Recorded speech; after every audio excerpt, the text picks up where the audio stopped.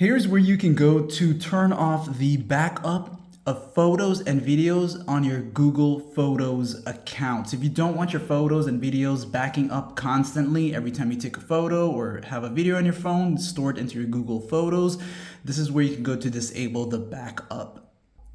So you'll first want to go into the Google Photos app itself, and once you enter into it, you're going to see all the photos and videos there, but they are not stored yet. So what you're going to do now is tap on your avatar icon right there to the top here. When you do this, this is going to pop up like this here, and you will see backup is turned on or turned off. You can tap right here and then you'll get the settings to either choose to turn it on and off. And if you don't see it there, you can come back here once again and you'll go to where it says photo settings. Once in the photo settings section here, you will see the backup option here.